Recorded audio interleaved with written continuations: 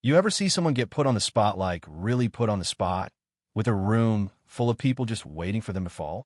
That's exactly what happened to me one Saturday night at Bellamy's, a swanky little spot in downtown Charleston that most days felt like just another stage where I played the role of waitress, even though in my heart I was born to play something very different. But let me back up a sec because the way that night unfolded, it's the kind of story you just can't make up. I was halfway through a double shift, floating between tables, offering polite smiles, balancing plates on one arm and dreams on the other, dreams that never quite fit behind that white linen and black apron. You know how some people live for the weekend? For me, music was my weekend, my sunrise, my everything. I used to imagine my whole life opening up on the stage, not on a dinner rush, but reality had other plans and rent waits for no one, right? So there I was, weaving between tables when he walked in, Harrison Tate, the kind of man you could spot from across the city, all bravado and expensive cologne, swaggering like he owned the place. His buddies flanked him, all shiny watches and empty laughter, and the staff gave each other those looks, here we go again. Harrison had a reputation. He treated dinner like a performance, but not the kind where anyone else got to shine. I kept my head down, just another face in the crowd, but somehow that made me more interesting to him. His gaze landed on me and stuck like a spotlight. It was that slow, calculating kind of look, the kind that makes your skin itch and your shoulders tense up. Emily, he read off my name tag with this crooked little grin, like he knew some secret about me I hadn't even figured out yet. You look like you got a hidden talent or two. I just smiled, nodding, keeping it all surface because what else are you supposed to do? But, oh, he wasn't about to let it drop.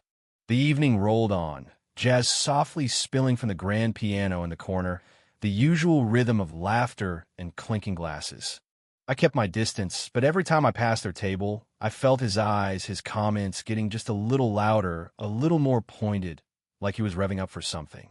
His friends laughed on cue, playing their roles, but the rest of the room started getting restless, picking up on his act.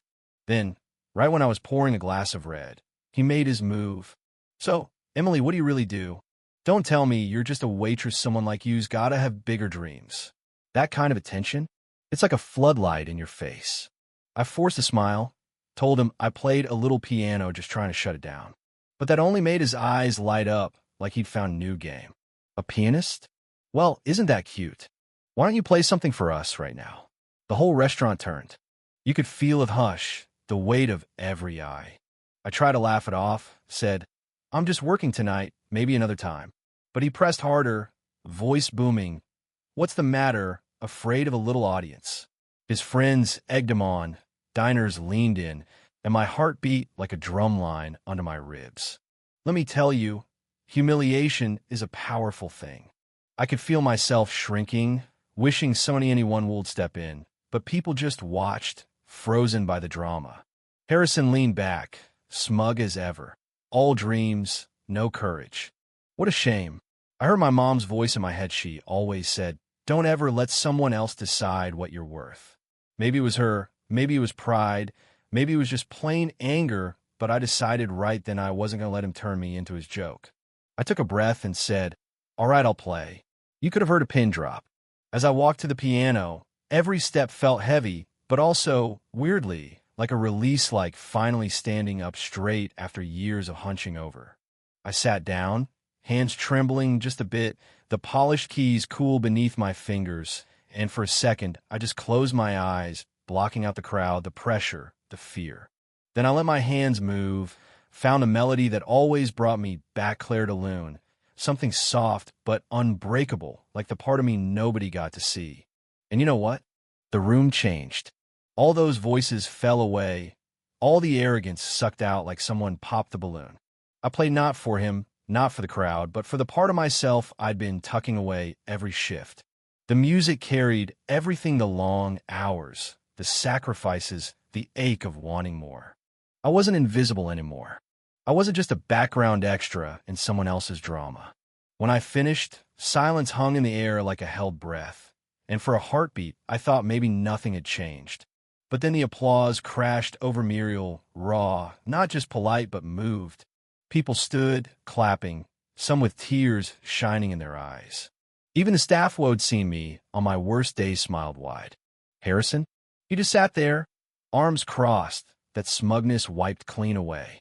When he finally clapped, it was slow, forced, as empty as his earlier jokes. I stood, heart pounding, but taller than I'd felt in years. People nodded at me, offered genuine smiles, little words of encouragement. For a moment, I didn't even care about Harrison wasn't the point anymore. Still, he had to get the last word. Well, he said a little too loud, guest talent shows up in the most surprising places. It was meant to save face, but it just fell flat. I looked him right in the eye and said, everyone has a gift. Some people just stop hiding it. It's how you use it that matters. I didn't say it to be clever, I just wanted him to know he couldn't shrink me back down. He stared at his drink, his friends suddenly silent. The energy at their table completely changed. Power had shifted. It was like everyone saw through the act, saw who he really was and who I really was. I finished my shift with a different kind of energy, lighter somehow, walking taller, people stopping me with soft words. That was beautiful. Don't ever stop. You're the real thing. Not everyone was gracious when I handed Harrison his check. He muttered, you made your point. I shrugged. I just wanted to play. His friend, the quiet one, leaned in and whispered, you were incredible. There was something real there, a kind of respect that wasn't about money or ego. And that mattered a lot more than any tip. When the night was over and I walked out into the crisp air, I felt free. I wasn't just a waitress. I was a musician. The tips that night, enough to finally pay for the piano lessons I'd been putting off. Back home, I played the old upright, keys chipped, sound a little off, but it was still my sound, my truth. That night became a kind of legend. Word spread. A few days later, a music producer called the Restaurant Bin there saw the whole thing. Offer me studio time. Not a golden ticket, but a door cracking open, and I walked through, unafraid for the first time in years. For too long, I let fear tell me to play small. But after that night, I knew better. People like Harrison, there's always going to be someone who tries to write your story for you, tries to shrink you down to fit their comfort. But the only thing that matters is what you do when the spotlight turns your way. Do you hide, or do you show them who you really are? So I gotta ask, what about you? What's the dream you've kept hidden, the one you've convinced yourself can wait? Don't let somebody else's cynicism drown out your music. Don't wait for permission. Take your shot, start today. And if this story hit home, share your thoughts. Do you believe standing up for yourself really changes anything? Or is the world too set in its ways?